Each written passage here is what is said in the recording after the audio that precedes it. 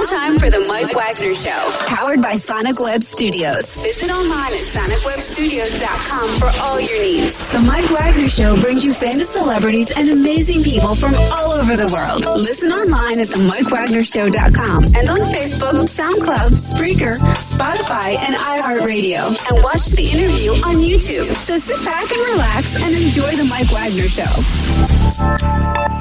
Hey everybody, it's Mike from the Mike Wagner Show, powered by Sonic Web Studios. Visit online at sonicwebstudios.com for all you need. Looking for a professional website without breaking your budget? Sonic Web Studios is the answer. Sonic Web Studios offers fast, affordable custom web designs that blow the competition away. Call today at 1-800-303-3960. That's 1-800-303-3960. Or email to support at sonicwebstudios.com. Mention the Mike Wagner Show. Get 10% off your first order. Sonic Web Studios. Take your image to the next level.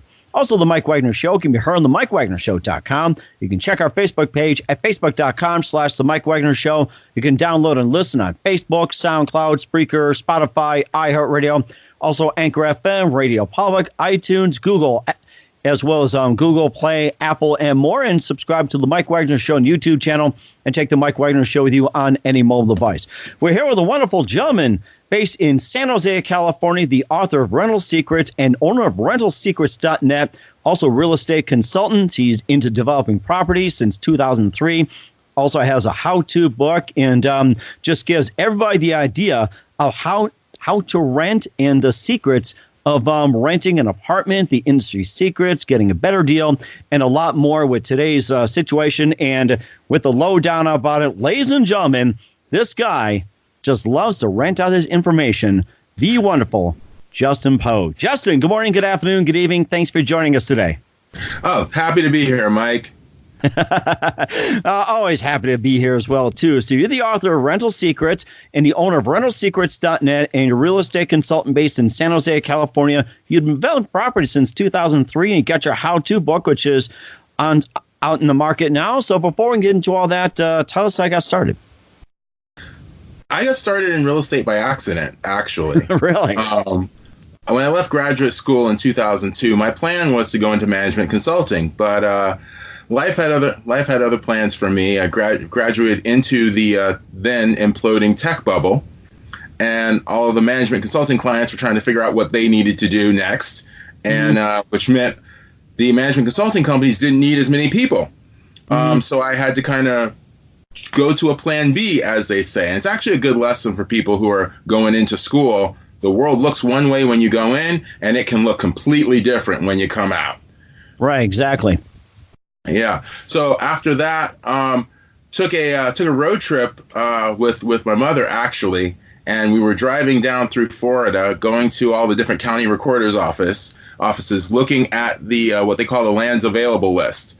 So this is a list of properties that the tax liens have gone to auction, nobody bought them, and we're sifting through the list. And we actually found some properties on there where we could pay the back taxes, go through some legal work, and get the title on the property cleared.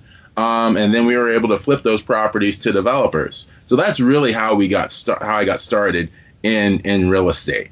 Mm-hmm. And what's the one moment that influenced you into the rental properties, real estate, and also especially writing the book? Well, getting into rental properties, what inspired me to do that was, you mean I can do work once and rent it out and create a continual stream of cash flow for myself? Mm-hmm. So kind of discovering that not just as a theoretical concept, but as something that I could actually do in the real world, that really kind of spurred my interest in rental properties and developing properties and being a landlord. The book came much later. I had a job in California where I was managing 200 apartments for a company. And when I left that company, I was trying to figure out what I wanted to do next. And somebody suggested that I might want to write a book. It was kind of an off-the-cuff kind of suggestion. But I said, okay, well, let's go take a look at this. So I go into the bookstore, and I look at the real estate section. Every book there is written for owners, managers, and investors. I did not see one book written from the perspective of the renter, which is odd because that's 40 million households that are bringing the money to the table every month. to make the entire industry float, and nobody's talking to them. Wow, that is something. That's a big reason why you decided to write the book. And why did you choose the title Rental Secrets? Well, my original title was way too long and way too wordy. I found that out when I went to a book writing seminar. And it got shortened to Rental Secrets because we are talking about renting, but they're secrets because no one tells people what they really need to know. It's like when I went to college and I graduated, there were two things I needed: a job and a place to live. Mm-hmm. But we never talked about the place to live. What should I be looking for in an apartment? How can I negotiate with the landlord? What language are landlords even speaking?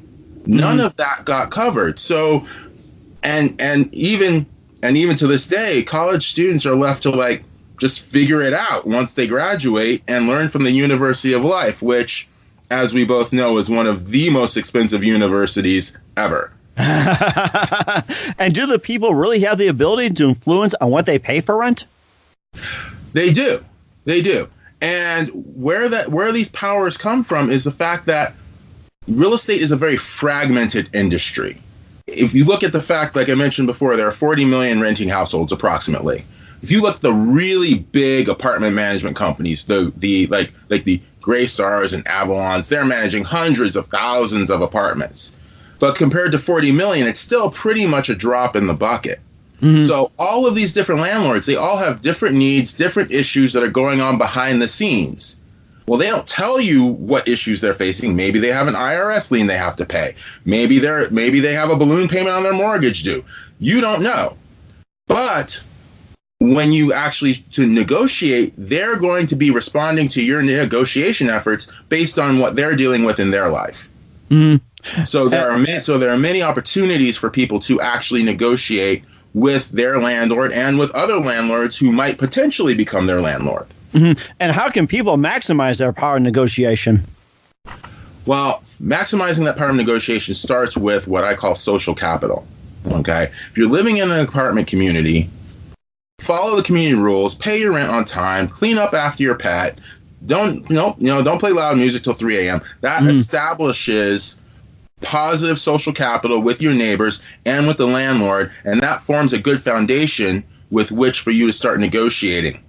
Mm-hmm. Because one of the things that landlords are dealing with is if you've been living in their community for a year and you've done all those things, you're a known quantity. There's very little risk in dealing with you. Mm-hmm. Someone else coming from the outside that they don't know, they're now taking on more risk. They have questions in their mind. Is this person going to follow the community rules? Is this person going to pay on time? Is this person going to keep my residents up till 3 or 4 in the morning? Because honestly, one bad resident can knock value off of their entire investment. Mm-hmm. And where does this power to influence your rent come from as well, too? So, yeah. So I mean, you're thinking about the rental process from the landlord's perspective, and that's the part that isn't really taught, because that risk is real. As a landlord, they're trying to create the most profit they can out of their property. Well, if I've got people playing music till 3 a.m. driving away my good residents, that makes it much harder for me to do that. Mm-hmm. And of course, too, it's just like playing music at 3 a.m. and potentially causing damage. Like say, just have your cat and dog pee all over, do the business on the carpet floor, or maybe punch holes in the wall after a few drinks as well. And are they required to repair any apartment they damage? Yes and no. Mm-hmm. So the yes part is, as you're living, the landlord accepts a security deposit when you move in. That security deposit is to repair anything beyond normal wear and tear. Okay, mm-hmm. And so then that's the yes part. Mm-hmm. The no part is that the carpet and the paint on the walls, there's this accounting concept called useful life. And we'll take paint as an example. So paint typically has a useful life of 2 years. Well, what does useful life mean? That's an accounting term that says this should be good for this period of time. And in case of paint, after 1 year, you've used half of it up. After 2 years, it's all used up. So this individual that we're talking about has stayed in the apartment for more than 2 years. You've gone beyond the useful life of the paint. And that means if the landlord has to repaint when they move out after 2 years, they shouldn't be charged anything for that. Now, holes in the wall is a different story. The hole itself the resident would have to pay for that repair. But the paint, because of this useful life concept, they would not have to pay for if they had been there beyond the useful life of the paint. And what about leaks in the foundation or pipes broken or broken appliances and whatever else? Who should pay for that? The renter or the landlord? So in a lot of these cases, the renter is not responsible for leaky pipes, broken appliances, and the like. Usually those are issues that are beyond the resident's responsibility. Now, there are some exceptions. For example, if the apartment has a washer and dryer in the unit and the resident continually overfills the washer and dryer with clothes beyond its normal capacity, that then was something that the resident might be charged for. But as long as they're using the appliances within the normal parameters, they're not going to be charged to repair those appliances.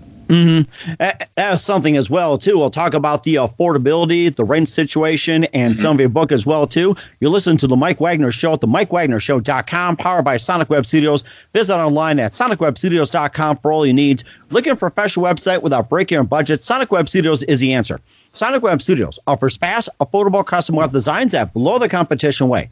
Call today at 1-800-303-3960. That's 1-800-303-3960. Or email to support@sonicwebstudios.com. Mention the Mike Wagner Show. Get 10% off your first order. Sonic Web Studios. Take your image to the next level. Also, the Mike Wagner Show can be heard on themikewagnershow.com. You can check our Facebook page at facebook.com/The Mike Wagner Show. You can download and listen on Facebook, SoundCloud, Spreaker, Spotify, iHeartRadio, also Anchor FM and Radio Public, also on iTunes, Google Play, and Apple. You can also take the Mike Wagner Show with you on any mobile device and subscribe to the Mike Wagner Show on YouTube as well.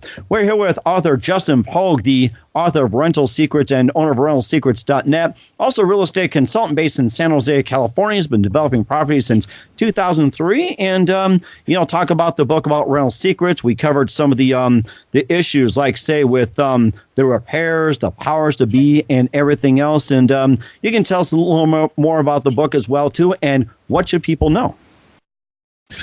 Yeah, so definitely people need to actually be aware that they can actually negotiate, whether it's an individual owner that's managing the property, or even whether it's a corporation that's managing the property. It's all a matter of properly presenting your argument to them so it makes sense. And that's where learning to look at this process from the landlord's perspective is really important.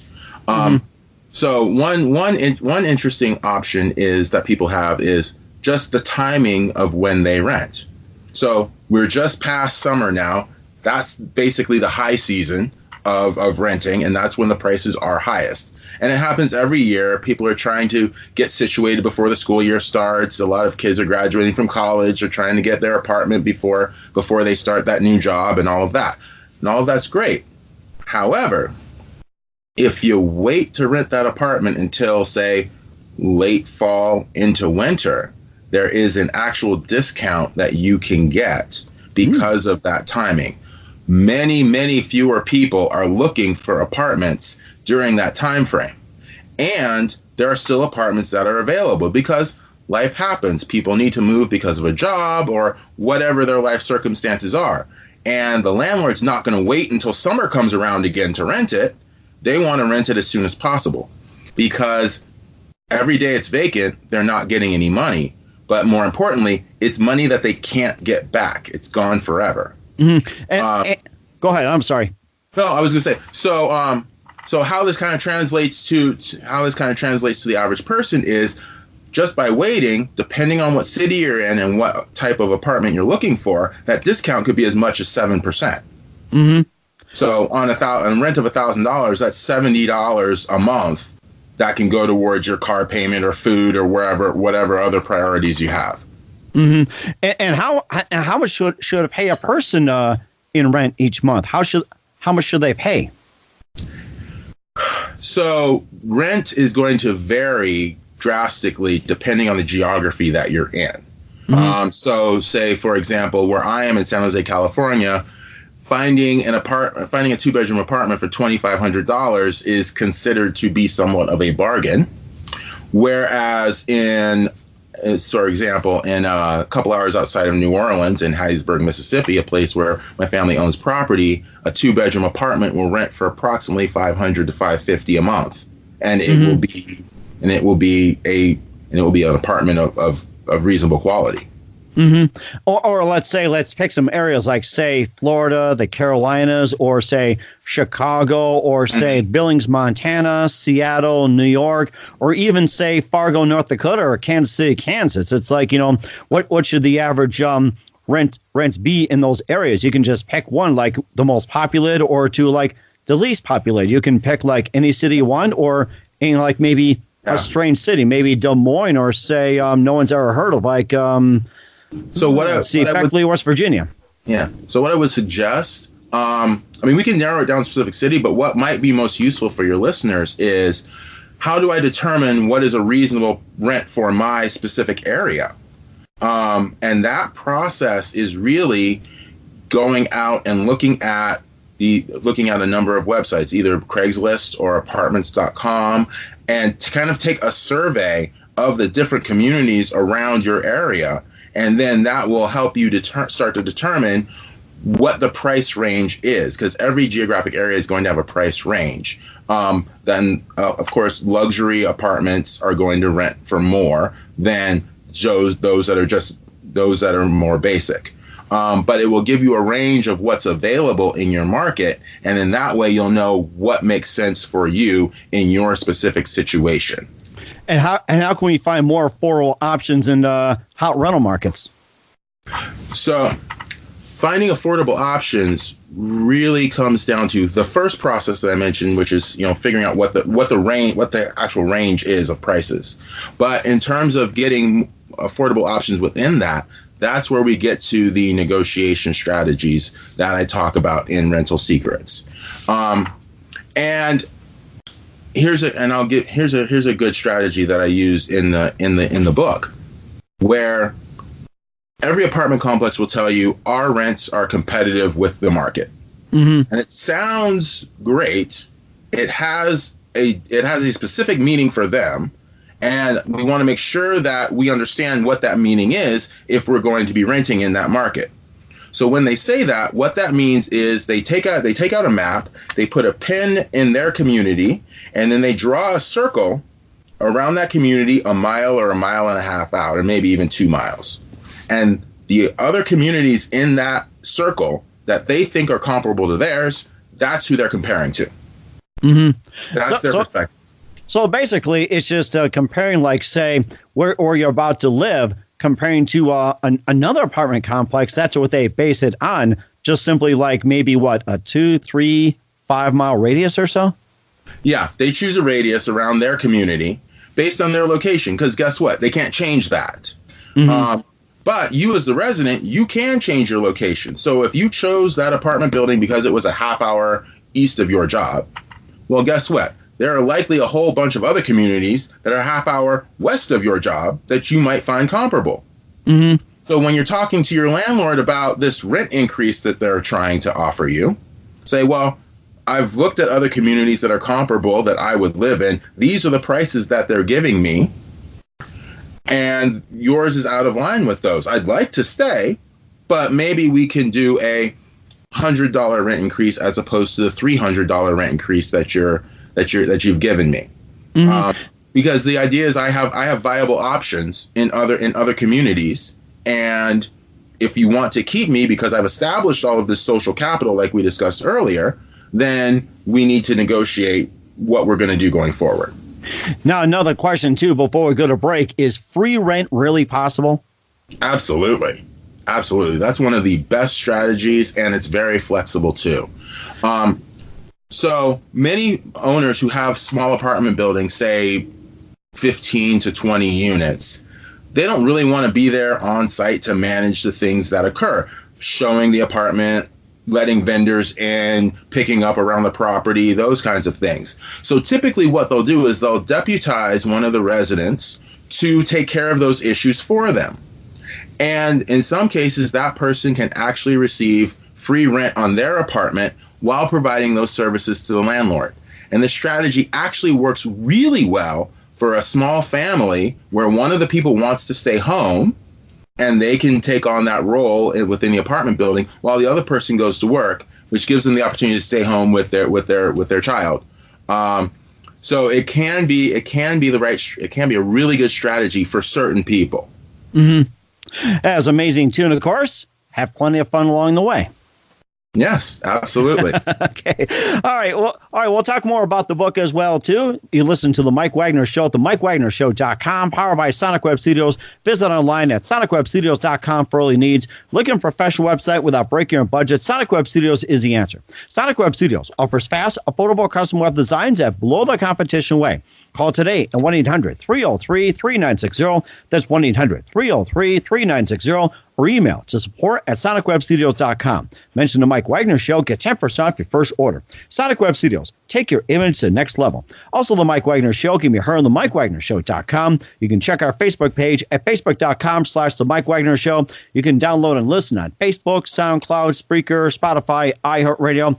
Also on Anchor FM and Radio Public. Also on iTunes, Google Play, and Apple. You can also take the Mike Wagner Show with you on any mobile device and subscribe to the Mike Wagner Show on YouTube as well. We're here with Justin Pogue, the author of Rental Secrets, the book, and also the owner of RentalSecrets.net, also real estate consultant based in San Jose, California. And let's just recap a little bit about the book as well, too. And you may want to tell everybody, where can they purchase the book, first of all? Yeah, absolutely. So the book is available at RentalSecrets.net. That's the ebook that's available there. And the ebook is also available at BarnesandNoble.com, iTunes, and a number of other online retailers. Amazon has the physical book that's available there, as well as those other retailers as well, Barnes and Noble and Apple iTunes and all of that. So yeah, there are plenty of great places to get these secrets from, and really start using them in your daily lives. And the book is actually designed for people to sit down and within 3 to 4 hours, you've read what's in the book and you've digested it and you're ready to go use it. And I'm very cognizant of the fact that I'm competing with movies that have explosions in them. So that is amazing as well, too. And, of course, there's always the rent to versus owning debate that going on in real estate. And maybe you can talk about that, the renting versus owning, say, a house or a property or even a condo.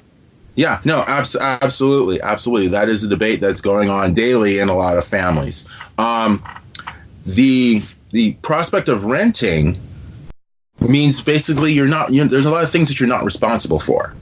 As we mentioned before, like repairing of the appliances and those kinds of things, structural issues with the property, any landscaping, grading issues. Typically, the renter is not responsible for those things. So renting has a different mindset than owning, where owning, you are actually responsible for everything that happens to that property. If somebody trips and falls on your property, you become responsible. That's why owners have insurance, and they have to think about things in a different way. So that's the first thing. There's a difference in mindset. Second thing is that, in terms of looking at the monthly cost, in a lot of cases, sometimes owning is preferable to renting. If you consider the fact that the monthly cost on that mortgage, assuming you've got the right type of mortgage, that cost is fixed. It won't be changing each year. Whereas when renting, that cost can very well change. It can very well increase year after year. Now with owning, you have to come up with a down payment. And that is typically where a lot of people have trouble pulling together that down payment. Because you've probably seen the statistic that 45% of America can't put together $400 in case of an emergency. So actually getting a down payment together that might be $20,000, $40,000, $50,000, $60,000 is proving difficult for a lot of people. And also, too, there's also major issues in rent in the USA as well, too. Maybe you can address some of those, and we can also get back to your book as well, too, and how people can combat these issues. Yeah. So one of the reasons why rent is increasing so quickly in a lot of these urban areas is historically there's been a bias towards building single family houses. That's been the focus. And as a result, the amount of properties that need to be built just aren't being built. We're not using the land that we have in the most efficient way, which would be multiple story multifamily dwellings, and that's kind of resulted in just a supply and demand issue, which is going on in the background behind all of this. So my book is more focused on, okay, that's going on. We can have policy changes to affect that, but in the meantime, I need a roof over my head. So how do I navigate this environment so that I can actually accomplish that? And that's really what Rental Secrets is focused on. So using that timing strategy that we mentioned before, or using that market information pricing strategy that we mentioned before, that's a way that you can talk to the landlord in their language so that they understand what you're saying, and you're much more likely to be heard when you're talking about reducing a renewal offer or obtaining free rent in exchange for the services of helping to manage their property. And of course, once again, just to recap, what are the steps to follow when negotiating with your landlord? Well, the first step is build up your social capital, follow the community rules, and work and play well with the neighbors that you have in that community. Secondly, gather market information from communities that you would actually live in that the landlord isn't looking at. Because when they do their pricing strategy, they're looking at it from their perspective, not what might work for you. So bring that kind of information to the table. And thirdly, from the strategies that we've talked about, time when you're looking for an apartment, because there are certainly better times to be looking for apartments than others if you're looking for that discount. And when's the best time to rent again? That would be late fall into winter. And can the college grads wait for winter also? Yes. Now that's gonna take some strategizing. So if all those parents out there of college grads who may be on the hook for this apartment once they get it, it might be good to let them hang out at home for a few months before we run out and get that apartment, so that we're all on the hook for less money each month. That's amazing too. And now let's say I've narrowed my apartment choices to say a few. Now, how do I choose the best one for me? So one of the issues that people need to look at is distance, not only from work, but also from daycare and the other resources that you might be using on a daily, weekly, or other semi-regular basis. Secondly, looking at the amenities that these communities have, a lot of there's basically amenity wars going on between apartment complexes, but the idea is you're looking for amenities that you will actually use, number one, and number two, that are not replicated in the community around you. So you may be looking at an apartment building that has a playground, let's say, but if there's a playground down the street that your tax dollars are paying for, why pay for it twice? Any amenity in the community you're paying for. So go ahead. I'm sorry. No. And then three, which is becoming an increasingly important issue, is parking. Does the community that you're looking at have the number of parking spaces allocated for you that you need? And if it doesn't, what is the street parking situation? Because in some communities, street parking has become, shall we say, a competitive Olympic sport. And that space may not be there on the street for you when you get home at 6 or 7 o'clock, which is just going to serve to raise your stress level that much more. Right. And of course, getting back to playgrounds as well, too, that you talked about having a playground in an apartment complex, but then you got a playground that's over where your tax dollars are being spent, like in public. So would it be a better idea for families to get a playground that's in the apartment complex, or just go ahead and bypass the apartment complex and just use the one your tax dollars is going to, like in a public area? Right. So the idea is within the rental amount that you're paying each month, all of the amenities that you're receiving have been priced into that. So that playground is part of that price. Mm-hmm. So the idea is, why pay for that playground when there's one down the street? So let me choose a community that doesn't have the playground, and I can use the I can use a public playground down the street. Now, let's flip that around. If you think the playground is too far away because your child is only 3 or 4 years of age, then maybe having the playground on site is valuable to you. Mm-hmm. So really, it's an examination of what you as an individual need and want in a community, and making sure that the dollars you're spending are specifically tied to those needs. Mm-hmm. That's something too. And of course, paying $4,000 a month for a one-bedroom apartment, well, the circumstances that might push people to pay more in rent. Yeah. So usually when people are moving, they wait until the last minute to go and do their apartment search, which means it ends up being this whirlwind search, usually consisting of a total of 1 day. And they end up making suboptimal choices because they haven't given themselves enough time to really figure out what the market actually has available. Mm-hmm. And I'm sure that $4,000 apartment is very nice. It's probably got a doorman and some other things going on. But do you really need that, or are those just wants?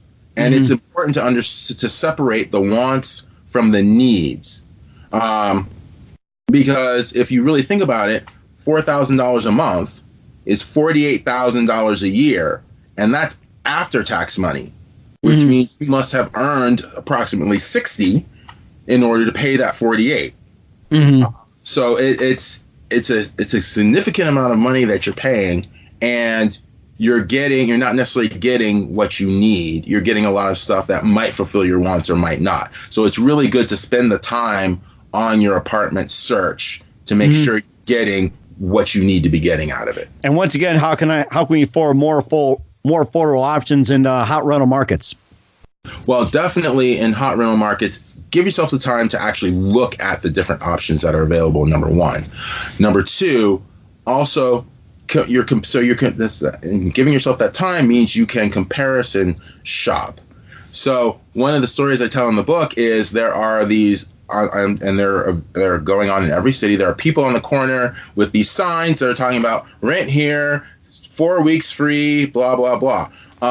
That type of advertising is incredibly expensive. But what they're trying to do is get the most qualified residents to their property. So really look at the offer that they're making and see if, do I really need 4 weeks free? Or would it be better to take that 4 weeks and average it out over the year so I can reduce the rental amount that I'm paying for this particular property? As far as the apartment community is concerned, they're getting the same amount of money basically, but it's all in how you use it, and you want to use it in a way that's best for you. Mm-hmm. That was amazing too. And what are some of the areas in the book that we haven't covered yet? I mean, we covered free rent, we covered the landlords and market competition and how to negotiate. And is there something else that we need to bring to the forefront in terms of your book? Definitely. Let's talk about the power of proximity. Mm-hmm. So as someone who's renting, you easily become intimately familiar with the property that you're living in. Mm-hmm. The landlord is not. They don't live there. So if you as an individual are in any way handy, can make minor repairs and that kind of thing, and are willing to take that off of the landlord's plate, that is yet another way that you can reduce what you're paying in monthly rent. Okay. Because typically landlords start investing in property because they went to some seminar, and the seminar told them all the great things about investing in property. Mm-hmm. They left out the other half, the half where you're responsible for toilets, repairs, maintenance, marketing, customer relations, the property management side of this. They just assumed that you'll have people who will handle that. And maybe you will, and maybe you won't. But there are a lot of landlords, and I talk to them all the time, who are stressed out about managing their property. And if you as a resident can help them manage the property and reduce that stress level, it is worth real dollars to you.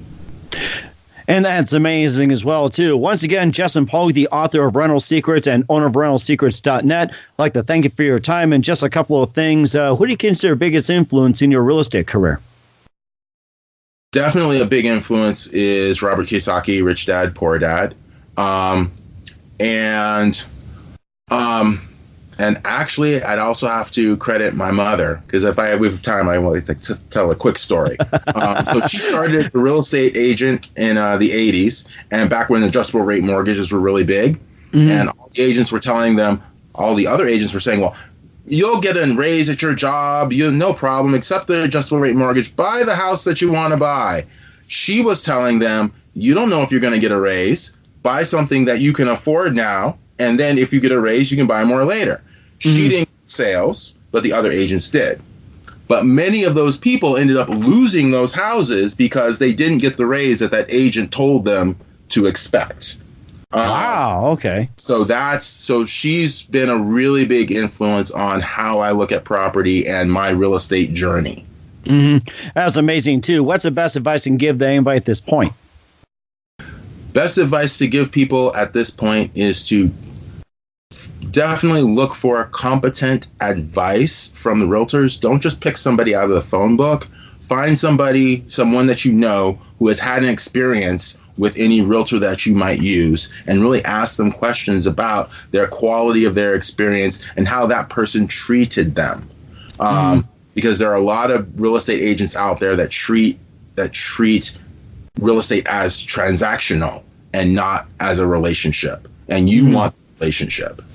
That is amazing, too. It's good to know. And once again, Justin, I'd like to thank you for your time. You've been fantastic. Justin Pogue, the author of Rental Secrets and owner of RentalSecrets.net.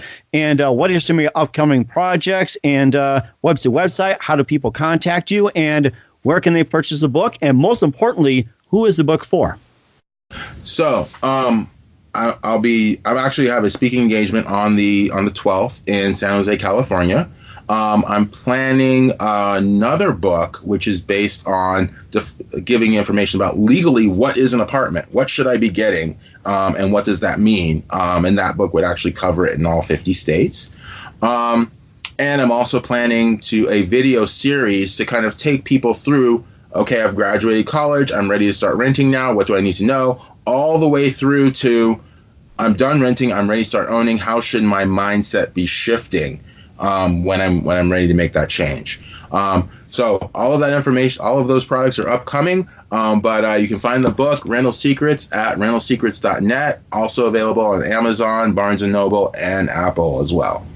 That is amazing. Justin, you've been fantastic. Thank you for your time. Looking forward to having you again soon, and please do us a favor, keep us up to date. All right, will do. Thanks, Mike.